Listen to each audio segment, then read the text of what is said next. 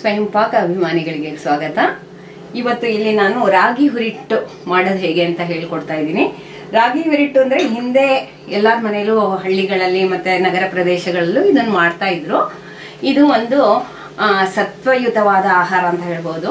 ಈಗ ರಾಗಿ ಹುರಿಟ್ಟಿನ ಜೊತೆಗೆ ನಾನು ಬೇರೆ ಬೇರೆ ಧಾನ್ಯಗಳನ್ನು ಹಾಕಿ ಅದರ ಸತ್ವ ಇನ್ನು ಎಷ್ಟು ಹೆಚ್ಚಿಸ್ಬೋದು ಅನ್ನೋದನ್ನ ಇವತ್ತು ತೋರಿಸ್ತಾ ಇದ್ದೀನಿ.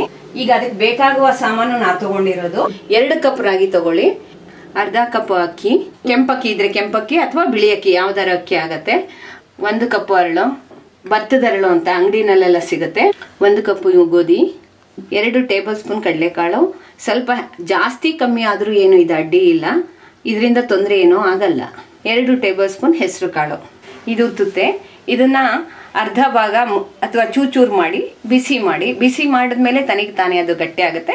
ಆವಾಗ ಅದನ್ನ ಗ್ರೈಂಡ್ ಮಾಡೋಕ್ಕೆ ಸುಲಭ ಆಗುತ್ತೆ. ನಿಮ್ಮ ಇಷ್ಟ, ಇದನ್ನ ಎಷ್ಟು ಬೇಕಾದ್ರೂ ತಗೋಬಹುದು. ಅಂದ್ರೆ 10 ನಾನು 2 ಕಪ್ಪಿಗೆ ಒಂದು 10 ತಗೊಂಡಿದ್ದೀನಿ. ಏಲಕ್ಕಿ ಇದು ಸುವಾಸನೆಗೋಸ್ಕರ ಒಂದು 10-15 ತಗೊಳ್ಳಿ ಸಾಕು. ಇದನ್ನು ಸ್ವಲ್ಪ ಬೆಚ್ಚಗೆ ಮಾಡಿ. ಬಿಳಿ ಜೋಳ ಇದು ಸಾಮಾನ್ಯ ಜೋಳದ ಹಿಟ್ಟು. ಈ ಬಳ್ಳಾರಿ ಉತ್ತರ ಕರ್ನಾಟಕ ಕಡೆ ಇದನ್ನ ಇದರಲ್ಲಿ ಹಿಟ್ಟು ಮಾಡ್ತಾರೆ ಬಕ್ರಿ ಮಾಡಕ್ಕೆ.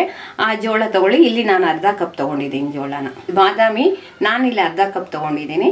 ನಿಮ್ಗೆ ಎಷ್ಟು ಬೇಕೋ ಅಷ್ಟು ತಗೋಬಹುದು, ಇನ್ನೂ ಜಾಸ್ತಿ ಹಾಕ್ಬೋದು. ಬಾದಾಮಿ ಹಾಕಿದಷ್ಟು ರುಚಿ ಜಾಸ್ತಿ ಮತ್ತು ಸತ್ವ ಜಾಸ್ತಿ ಆಗುತ್ತೆ. ಸ್ವಯಂ ಪಾಕ ಅಭಿಮಾನಿಗಳೇ, ಇದರಲ್ಲಿ ಯಾವ್ದು ಬೇಕಾದ್ರೂ ನೀವು ಇಲ್ಲ ಅಂತ ನೀವು ಯೋಚನೆ ಮಾಡಕ್ ಹೋಗ್ಬೇಡಿ. ಯಾವ್ದಿದೆ ಆ ಪದಾರ್ಥದಲ್ಲಿ ಮಾಡ್ಬೋದು. ನಿಮ್ಗೆ ಇನ್ನಿದ್ರೆ ನವಣೆ ಕೂಡ ಇದಕ್ಕೆ ಹಾಕ್ಬೋದು. ಇಷ್ಟನ್ನ ಈಗ ವಿಧಾನ ನಾ ಹೇಳ್ತೀನಿ. ಫಸ್ಟ್ ರಾಗಿನ ತೊಳ್ಕೊಂಡು ಹೀಗೆ ಹರಿವುಕೊಳ್ಳಿ. ಇದು ಹಿಂದಿನ ದಿನ ರಾತ್ರಿನೇ ತೊಳೆದು ಹರಿವುಕೊಂಡ್ರೆ ಪರವಾಗಿಲ್ಲ, 5-6 ಗಂಟೆ ಅದು ಒಣಗಬೇಕು ಅಷ್ಟೇನೆ. ರಾಗಿ ಒಂದನ್ನ ನೀವು ಹಿಂದಿನ ದಿವಸನೇ ತೊಳೆದು ಹರಿವು ಬಿಡಿ. 5-6 ಗಂಟೆ ಬೇಕಾದ ಒಣಗಿದ್ಮೇಲೆ ಅಕ್ಕಿ, ಕಡಲೆಕಾಳು, ಹೆಸರು ಕಾಳು ಮತ್ತು ಗೋಧಿನ ಹುರಿಯೋಕೆ ಮುಂಚೆ ನೀವು ತೊಳೆದು ಹರಿವುಕೊಂಡ್ರೆ ಸಾಕು. ಈ ರಾಗಿನ ನಾನು ತೊಳೆದು ಹರಿವುಕೊಂಡಿದ್ದೀನಿ. ಈಗ ಇದು ಒಣಗಿದೆ. ಈಗ ಒಂದೊಂದಾಗಿ ಎಲ್ಲ ಸಾಮಾನುಗಳನ್ನು ಹುರಿಯೋಣ. ಹುರಿಬೇಕಾದ್ರೆ ದಪ್ಪ ತಳದ ಬಾಣಲೆನೇ ಆಗಬೇಕು. ತೆಳು ಬಾಣಲೆನಲ್ಲಿ ನೀವು ಖಂಡಿತ ಹುರಿಯಕ್ಕೆ ಹೋಗಬೇಡಿ, ಆವಾಗ ಅದು ಸೀದ್ ಹೋಗುತ್ತೆ ಹೊತ್ತು ಅರಳು ಬರಲ್ಲ. ಹೈ ಫ್ಲೇಮಲ್ಲೇ ನೀವು ಹುರಿಬೇಕು. ಹುರಿಯೋಕೆ ಮುಂಚೆ ಒಂದು 5 ನಿಮಿಷ ಚೆನ್ನಾಗಿ ಕಾಯಬೇಕು. ಅದು ಕಾದ ಮೇಲೆ ನೀವು ಸ್ವಲ್ಪ ಹಾಕ್ಕೊಂಡು ಹುರಿಬೇಕು.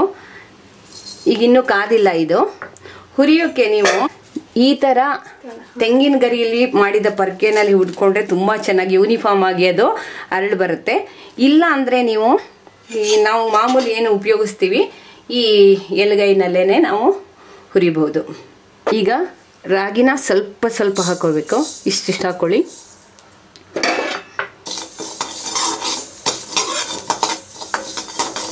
ದಪ್ಪ ತಳ ಬಾಣಲೆನೇ ಆಗಬೇಕು.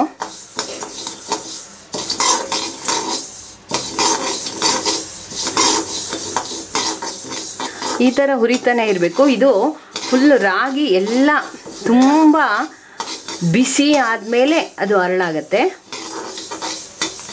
ನೋಡಿ, ಅರಳು ಬರೋಕ್ಕೆ ಶುರುವಾಯಿತು.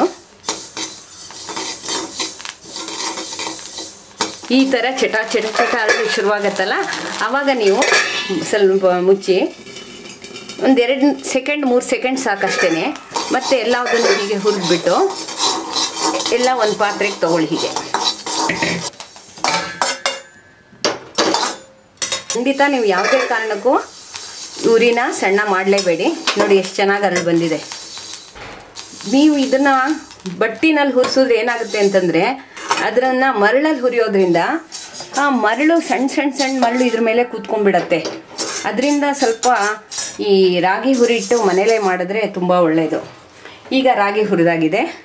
ಈಗ ಒಂದೊಂದಾಗೇ ಹುರ್ಕೊಳ್ಳೋಣ. ಇದು ಅರಳನ್ನ ಸ್ವಲ್ಪ ಬಿಸಿ ಮಾಡಿ ಸಾಕು, ಬೆಚ್ಚಗೆ ಮಾಡಿ.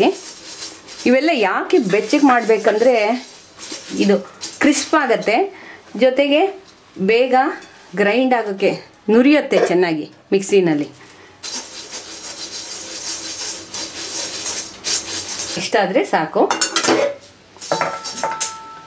ಈಗ ಅರಳಾಯಿತು. ಈಗ ಬಿಳಿ ಜೋಳ ಎಲ್ಲದೂ ಹೈನಲ್ಲೇ ಇಟ್ಕೊಂಡು ನೋಡಿ. ಬಿಳಿ ಜೋಳ ನಿಮಗೆ ಕಡ್ಡಿ ಪರ್ಕೆ ಸಿಕ್ಕರೆ ತುಂಬಾ ಅನುಕೂಲ ಆಗುತ್ತೆ. ಇದು ಹೀಗೆ ಹುರಿಯೋದ್ರಿಂದ ನಮಗೆ ಕೈ ನೋವು ಬರಲ್ಲ ಅಷ್ಟೇ ಇದರಲ್ಲಿ ಹುರಿಯೋದ್ರಿಂದ.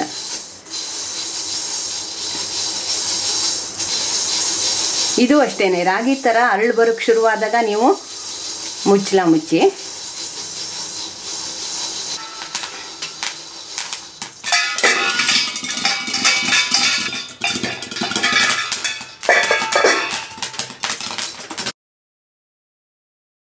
ಈಗ ಒಂದೊಂದಾಗಿ ನಾನು ತೊಳೆದು ಹರಿಕೊಂಡಿದ್ನಲ್ಲ, ಒಂದೊಂದಾಗಿ ಹುರಿಯೋಣ. ಅಕ್ಕಿ ಹಾಕೋತಾ ಇದ್ದೀನಿ ಈಗ ನಾನು. ಸ್ವಲ್ಪ ಹಾಕೊಳ್ಳಿ. ನೋಡಿ, ಅಕ್ಕಿನೂ ಪಟ ಪಟ ಪಟ ಅಂತ ಶಬ್ದ ಬರ್ತಾ ಇದೆ. ಇದಕ್ಕೆ ಇದು ಅರಳಾಗಲ್ಲ. ಅರಳಾಗುತ್ತೆ ಅಂತ ಹೇಗೆ ಗೊತ್ತಾಗುತ್ತೆ ಅಂದರೆ, ಎಲ್ಲ ಸುಕ್ಕಾಗತ್ತೆ, ಅಕ್ಕಿಗಳೆಲ್ಲ ಒಂಥರ ಸುಕ್ಕಾಗತ್ತೆ. ಅದೇ ಅರಳು ಬಂದಿದೆ ಅಂತ ಲೆಕ್ಕ. ಇದು ರಾಗಿ ಥರ, ಈ ಜೋಳದ ಥರ ಇದು ಅರಳು ಹೇಳಲ್ಲ. ಎಲ್ಲ ಅಕ್ಕಿಗಳು ನೆರಿಗೆ ಥರ ಬರುತ್ತೆ, ನಿಮಗೆ ಗೊತ್ತಾಗುತ್ತೆ. ಇದು ಈ ಚಟ ಚಟ ಶಬ್ದ ಕೇಳಿಸುತ್ತಲ್ಲ, ಅದು ಅಕ್ಕಿ ಅರಳಾಗ್ತಾ ಇದೆ ಅಂತ. ನೋಡಿ, ಇಷ್ಟು ಹುರಿದು ಇದು ಅರಳು ಬಂದಿದೆ. ಇದನ್ನು ಇದಕ್ಕೆ ಹಾಕೊಳ್ಳಿ. 2 ಸಲ ಹಾಕೊಳ್ಳಿ, ಪರವಾಗಿಲ್ಲ. ತುಂಬ ಹಾಕ್ಕೊಂಡ್ರು ಒಂದೇ ಸಲಕ್ಕೂ ಹಾಕೋಬೋದು. ನಿಮಗೆ ಅರಳಾಗಿರುತ್ತೆ ಅಂತ ಗೊತ್ತಾಗಲಿ ಅಂತ 2 ಸಲ ನಾನು ಹುರಿತಾ ಇರೋದು. ಗೋಧಿನ 1 ಕಪ್ ಹಾಕೊಳ್ಳಿ, ಅದಕ್ಕಿಂತ ಜಾಸ್ತಿ ಬೇಡ. ನೀವು ಜಾಸ್ತಿ ಮಾಡೋದಾದರೆ 2 ಕಪ್ ಏನಾದ್ರು ತೊಗೊಂಡ್ರೆ ಒಂದೊಂದೇ ಕಪ್ ಹಾಕ್ಕೊಂಡು ಚೆನ್ನಾಗಿ ಹುರಿರಿ. ಇದು ಸಹ ಪಟ ಪಟ ಪಟ ಶಬ್ದ ಬರುತ್ತೆ. ಅರಳು ಈ ಇದ್ರ ಥರ, ಯಾವುದು ಜೋಳದ ಥರ ಅರಳಾಗಲ್ಲ, ಇದು ಬಿಳಿ ಅರಳಾಗಲ್ಲ. ಇದು ಸ್ವಲ್ಪ ಹೊಂಬಣ್ಣ ಬರುತ್ತಂಗ ಹುರಿರಿ. ಈಗ ಪಟ ಪಟ ಪಟ ಅಂತ ಶಬ್ದ ಬರ್ತಾ ಇದೆ. ಹೀಗೆ ಶಬ್ದ ಬಂದರೆ ಅದು ಅರಳಾಗ್ತಿದೆ ಅಂತ ಅರ್ಥ. ಇದು ಎಷ್ಟೋ ತನಕ ಹುರಿಬೇಕು ಅಂತ ನಿಮಗೆ ಅನುಮಾನ ಬರ್ಬೋದಲ್ವಾ? ಜಸ್ಟ್ ನೋಡಿ, ಶಬ್ದ ಬರ್ತಾ ಇದೆ, ದಪ್ಪ ಆಗ್ತಾ ಇದೆ. ನೋಡಿ, ದಪ್ಪ ಆಗಬೇಕು. ಆಮೇಲೆ ಸ್ವಲ್ಪ ಹೊಂಬಣ್ಣ ಬರಲಿ. ಇನ್ನು ಬೇಗ ತೆಗೆದ್ರೆ ಇದು ಹಸಿ ವಾಸನೆ ಇರುತ್ತೆ ಗೋಧಿ. ಬೇಗ ತೆಗಿಬೇಡಿ. ನೋಡಿ ಎಷ್ಟು ಚೆನ್ನಾಗಿ ಆಗ್ತಾ ಇದೆ. ನೀವು ಪ್ರತಿ ಸಲನೂ ಸ್ವಲ್ಪ ಫ್ಲೇಮ್ ಕಮ್ಮಿ ಮಾಡ್ಕೊಂಬಿಟ್ಟು ಇದನ್ನು ತೆಗೀರಿ.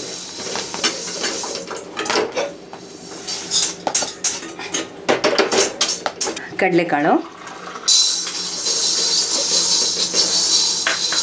ಇದು ಕಪ್ಪಾಗಿ ಮೇಲಿನ ಸಿಪ್ಪೆ ಸುಲಿಯುತ್ತೆ, ಕಡಲೆ ಬರುತ್ತೆ. ನೋಡಿ, ಅರ್ಧ ಅರ್ಧ ಕಡಲೆ ಕಾಣಿಸ್ತಾ ಇದೆಯಲ್ವಾ? ಈ ಥರ ಈ ಕಡಲೆ ಈ ಥರ ಬಂದರೆ ಸಾಕು, ಆಗಿದೆ ಅಂತ. ಇನ್ನೊಂದೆರಡು ರೌಂಡ್ ಮಾಡಿಬಿಟ್ಟು ನೋಡಿ, ಹುರಿಗಡಲೆ ಥರ ಇದು ಕಾಣಿಸುತ್ತೆ. ಇಷ್ಟು ಬಂದರೆ ಸಾಕು. ಫ್ಲೇಮ್ ಕಮ್ಮಿ ಮಾಡಿಕೊಂಡು ಇದನ್ನು ತೆಗೀರಿ. ಈ ಹೆಸರು ಕಾಳು ಏನೂ ಆಗಲ್ಲ. ಈ ಹಸಿರು ಬಣ್ಣ ಹೋದ ತಕ್ಷಣ ನೀವು ತೆಗೆದ್ರೆ ಸಾಕು. ಇದು ಅರಳು ಆಗಲ್ಲ, ಮತ್ತು ಸಿಪ್ಪೆನೂ ಸುಲಿಯಲ್ಲ. ಇದು ನೋಡಿ, ಸಾಕು. ಇಷ್ಟಾದರೆ ಸಾಕು. ನೀವು ಹೆಸರು ಕಾಳು ಕಡಲೆಕಾಳು ಕಮ್ಮಿ ಪ್ರಮಾಣದಲ್ಲಿ ತೊಗೊಂಡಿರೋದ್ರಿಂದ ಒಂದೇ ಸಲ ಎಲ್ಲ ಹಾಕ್ಬಿಡ್ಬೋದು. ರಾಗಿ ಮಾತ್ರ ಸ್ವಲ್ಪ ಸ್ವಲ್ಪ ಹಾಕ್ಕೊಂಡು ಹುರಿಬೇಕು, ಯಾಕೆಂದರೆ ತುಂಬ ಹಾಕ್ಕೊಂಡ್ರೆ ಅರಳು ಬರಲ್ಲ. ಏಲಕ್ಕಿಯನ್ನು ಸ್ವಲ್ಪ ಬೆಚ್ಚಗೆ ಮಾಡ್ಕೊಳ್ಳಿ. ಆಮೇಲೆ ಬಾದಾಮಿನ ಸ್ವಲ್ಪ ಬೆಚ್ಚಗೆ ಮಾಡ್ಕೊಳ್ಳಿ, ಇಲ್ಲಾಂದರೆ ನುರಿಯಲ್ಲ ಅದು. ಅಥವಾ 2 ನಿಮಿಷ ಸಾಕು. 2 ಬಾದಾಮಿ ಇದು ಹಾಕ್ಕೊಳ್ಳಿ. ಉತ್ತುತ್ತೆ ಹೀಗೆ ನೀವು ಚೂರು ಚೂರು ಮಾಡ್ಕೊಂಡಿದ್ದೀರಲ್ಲ, ಬೀಜ ಎಲ್ಲ ತೆಗೆದುಕೊಂಡಿಟ್ಕೊಂಡಿರೋ ಉತ್ತುತ್ತೆನ ಸ್ವಲ್ಪ ಇದು ಜಾಸ್ತಿನೇ ಹುರಿಬೇಕು ನೀವು. ಯಾಕೆಂತಂದರೆ ಮೆತ್ತಗಿದ್ರೆ ನಿಮಗೆ ಗ್ರೈಂಡ್ ಮಾಡೋಕ್ಕೆ ಕಷ್ಟ ಆಗುತ್ತೆ. ಅದು ಪಾತ್ರೆಗೇ ಅಂಟ್ಕೊಳ್ಳೋದ್ರಿಂದ ಸ್ವಲ್ಪ ಇಟ್ಬಿಟ್ಟು ಇದನ್ನು ಹೋಗಿಸಿ ಆರೋ ತನಕ ಇಟ್ಬಿಡಿ, ಆವಾಗ ತಾನೇ ಗಟ್ಟಿ ಆಗುತ್ತೆ. ಇಲ್ಲ ತುಂಬ ಬಿಸಿಲಿದ್ರೆ ನೀವು ಬಿಸಿಲಲ್ಲೂ ಒಣಗಿಸ್ಕೋಬೋದು, ಓವನ್ನಲ್ಲಿದ್ದರೆ ಅದರಲ್ಲೂ ಒಣಗಿಸ್ಕೋಬೋದು. ನೀವು ಮಿಕ್ಸ್ ಮಾಡಿ. ಮಿಲ್ ಇದ್ದರೆ ಮಿಲ್ಗೆ ಕಳಿಸಿ, ತುಂಬ ಚೆನ್ನಾಗಾಗುತ್ತೆ. ಮಿಲ್ ಇಲ್ಲ ಅಂದರೆ ಸಣ್ಣಗೆ ಮನೆಯಲ್ಲೇ ಮಿಕ್ಸರ್ನಲ್ಲೇ ಹಾಕಿ ಪುಡಿ ಮಾಡ್ಕೊಳ್ಳಿ. ಒಂದ್ಸಲಿ ಒಂದ್ರಾಡ್ಬಿಡಿ. ನಾನು ಹುರಿದಿಟ್ಕೊಂಡಿರೋ ಸಾಮಾನುಗಳನ್ನೆಲ್ಲ ನಾನು ಮಿಲ್ನಲ್ಲಿ ಪುಡಿ ಮಾಡಿಸಿದ್ದೀನಿ. ನೀವು ಬೇಕಾದರೆ ಇದನ್ನು ಮಿಕ್ಸಿನಲ್ಲೂ ಸಹ ಪುಡಿ ಮಾಡ್ಕೋಬಹುದು. ಇದನ್ನು ಉಪಯೋಗಿಸೋದು ಹೇಗಪ್ಪ ಅಂತಂದರೆ, ಬಿಸಿ ಹಾಲು ಜೊತೆಗೆ 2 ಸ್ಪೂನ್ ಹಾಕ್ಕೊಂಡು ಮಾಲ್ಟ್ ಥರ ಬೇಕಾದ್ರೂ ಕುಡಿಬಹುದು, ಅಥವಾ ಬೆಲ್ಲ ಕಾಯಿ ಜೊತೆ ಬೇಕಾದರೂ ತಿನ್ಬೋದು. ಸಕ್ಕರೆ ಹಾಲು ಇದೆ ಪುಡಿ ಹಾಕ್ಕೊಂಡು ತಿನ್ಬೋದು. ಈಗ ಸ್ವಾದಿಷ್ಟಕರವಾದ ಹುರಿಟ್ಟನ್ನು ಹೇಗೆ ಮಾಡೋದು ಅನ್ನೋದನ್ನು ನೀವು ತಿಳ್ಕೊಂಡಿದ್ದೀರಾ. ಇದರಲ್ಲಿ ನಾನು ಹಾಕಿರೋ ಸಾಮಾನಲ್ಲಿ ಯಾವುದು ಒಂದು ಇಲ್ಲ ಅಂದ್ರೂ ನೀವೇನು ವರಿ ಮಾಡ್ಕೊಳ್ಳೋದು ಬೇಡ. ಇರೋ ಸಾಮಾನಲ್ಲೇ ಮಾಡ್ಬೋದು, ಇಲ್ಲಾಂದ್ರೆ ಕಡೆ ಪಕ್ಷ ಬರೀ ರಾಗಿನಲ್ಲೂ ಸಹ ಹುರಿಟ್ಟು ಮಾಡ್ಬೋದು. ಇದನ್ನ ಮಾಡಿ ನೀವು ಹುರಿಟ್ಟಿನ ರುಚಿಯನ್ನು ಅನುಭವಿಸಿ ನಮಗೆ ನಿಮ್ಮ ಅಭಿಪ್ರಾಯ ತಿಳಿಸಿ.